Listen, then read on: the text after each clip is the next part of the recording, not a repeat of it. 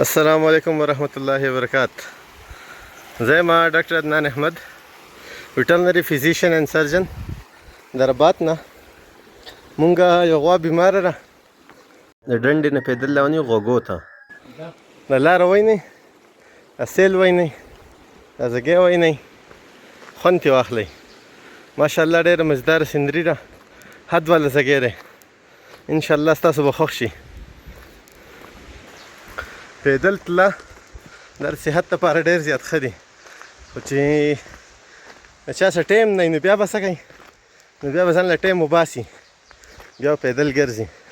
خو دا نن چې موږ روان یو، دا څه په واک نه یو روان، دا بلکې موږ یو خیر ښېګړې لپاره روان یو. زګونه وینئ او فایده ترې حاصله کړئ. سندري وینئ، زموږ ضلع دیر څومره ښایسته علاقه ده. که دا زګونه په سوات کې وي، دا روډونه پاخه وي، مزدار مزدار وای، وینئ څومره ښایسته سندري ده، حد والا زګی دی. خو څه به ووایو، زمونږ منتخب نمایندګان د دې قابل نه دي چې هغه په اسمبلۍ کې زموږ دپاره خبره وکړي، څه آمدن راوړي دلته ته، څه فایده راوړي. وینئ تاسې ایریا ماشاءالله ډېره زیاته به انتها ښایسته علاقه ده، ډېر ښایست دی، شینکی دی.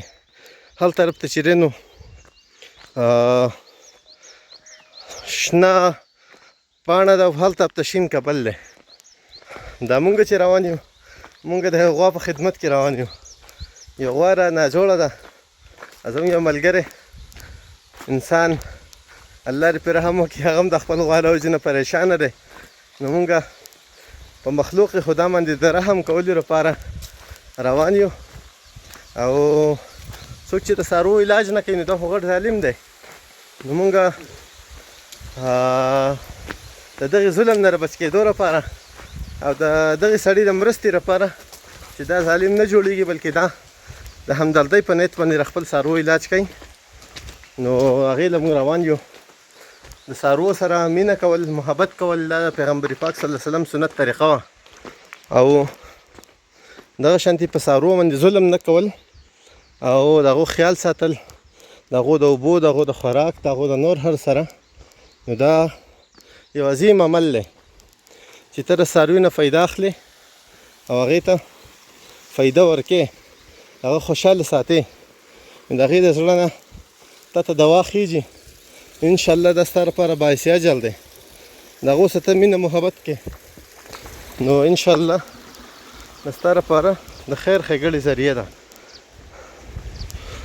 پیغمبر پاک صلی الله علیه وسلم حدیث مبارک دی، الراحمون یرحمهم الرحمن، پر رحم کوونکو باندې الله رحم کوي. نو موږ هم په دې څاروو باندې د رحم دپاره په دې لحاظ سره روان یو. که یو کس وایي چې دا تاسو ځان له پیسې ګټئ، نو دا پیسې ګټل هم دي، دا پیشه هم ده، او په دې پیشه کې چې ستا نیت برابري، انشاءالله دا یو عظیم عبادت هم دی، یو عظیم خدمت هم دی. نو مونږ په دغې لحاظ سره روان یو. انشاءالله تعالی الله په دې یو قدم باندې زموږ دپاره نیکي لیکي. انشاءالله دا به زموږ د خیر په تله کې د قیامت په ورځ باندې دا په کار راځي. ځکه چې که پیدل دې دومره سفر ته او دې دومره لانجو ته مونږ ته نه ایښودی، او په رباط کې یا په بل هوار ځای کې په موټرسایکل باندې برابر پریکټس کولی، نو هغه هم پیسې ګټلو، نقصان نه و، هم فایده وه. خو دا کس په تکلیف کې و، او قرآن کې آیات هم دی، ومن احیاها فکأنما احیا الناس جمیعا. د دغې ټولو حدیثونو آیاتونو ماتحت چې څومره علما او څومره شارحین دي چې هغه ته وګورئ، نو هغوی یاسې دا وایي چې صرف او صرف انسان نه، بلکې په څاروو باندې رحم کول دا یو سنت طریقه ده، یو عظیم عمل دی. نو اگر چې مونږ دا په خپله پیشه کې هم لګیا یو، خو د دې سره سره مونږ نور مختلف کارونه ورسره کوو. لکه زه یو دا خبره خپل منتخب نمایندګانو ته هم ورښیم چې څومره بهترین علاقه ده، ښایسته ځای دی، ښایسته شینکی دی، د ټورسټ سپاټس دلته په اسانه سازېدی شي، د دې علاقې ته خیر راوړی کېدی شي. خو که دې ته څوک سوچ وکړي، فکر وکړي او لږه سرمایه زموږ علاقې ته راوړي. نو سلام علیکم لالا. لالا څنګه ښې؟ ته پکې راشه که نه. څنګه ښې؟ پاریو ته به مې وخېږې. پاریو ته دې وخېږم. دا څه کوئ؟ دا کاڼو باندې څه کوئ؟ دا خو راغونډو چې ځان دې کوټې. سلام علیکم. ها او که نه. زه دلته کې کېنئ. نه زه دا وایم چې دلته دا تاسو ته روډو موډو اساس شوی که نه، او سهولیات نو څنګه به ښه وی که نه. نو خامخا خو کوم ځای کې کوي. بس څه وکړو؟ دا د بېمانه خلک چې ده دا دغه شي خو وټ واخلي او بیا په طرف ته راځي. دقه غله را باندې پېښ شوي دی. یو غل خو پکې مونږ د سر نه ونلدو، ډېر وخت وشو. وټونو ته هم ټایم نږدې دی، انشاءالله راځي به. او انشاءالله چې دې پرله به وټونې نه څوک. او که نه.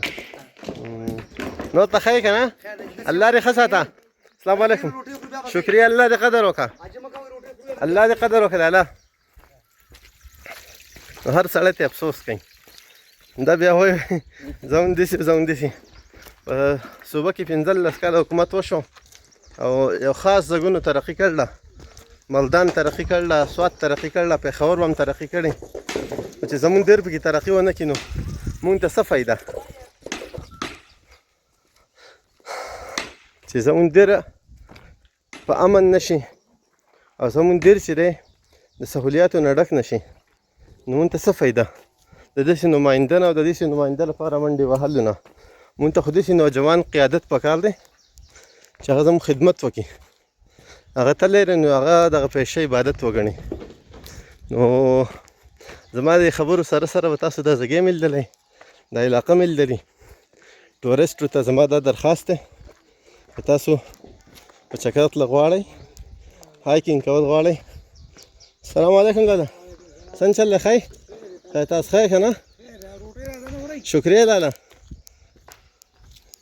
نو د غوړګو نه د ډنډې نه دغه ډنډې ښه لري که نه خان ولي؟ دغه ډنډه ښه لري. د ډنډې نه پیدل لار ده غوړګو ته. په دې باندې راشئ، هواره مزداره لار ده ښایسته. په دې باندې راشئ، د سفر نه هم خوند واخلئ، علاقه وینئ او دغه شانتې چې دی خپل ټایم انجوای کوئ، خپل وخت چې دی دا استعمال کوئ. د دې آیات مطابق سیرو فی الارض د هغې عمل کوونکي جوړ شئ. الله دې موږ ټول له عمل کولو توفیق راکړي او د زګي نه خوند واخلئ، زګي وینئ. زما ماتې ګوتې خبرې اوس هم اورئ. هنوی دا کوم بوټی دی؟ دا څه شی دی؟ اصلا ناشنا شی دی. او دا څه شی دی؟ د بنجه سیړی. ها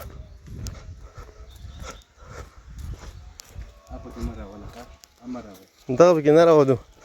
دغه زموږ د علاقې پاک شی دی. زموږ په علاقه کې خو ډېر نشته، خو دا خو ډېر خوږ شیز دی او ډېر مفید شیز دی. خو بس څه به ووایو، مولانا خانزه مې ډېر صفت کړی دی چې دا خلک وپېژني. دې خبرې نه خلک پېژني، نور خلک نه پېژني.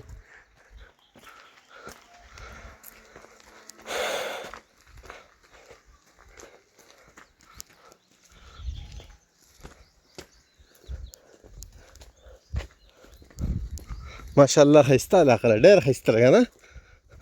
خانوي ته پکې څه ګزارشات وکړه که نه؟ خلک راځي په چکر باندې جمعې په ورځ که نه؟ ته پکې څه نه یې؟ ستړی شوې؟ او که نه؟ ښایسته ترمیره پکې ولاړه ده ځای په ځای باندې.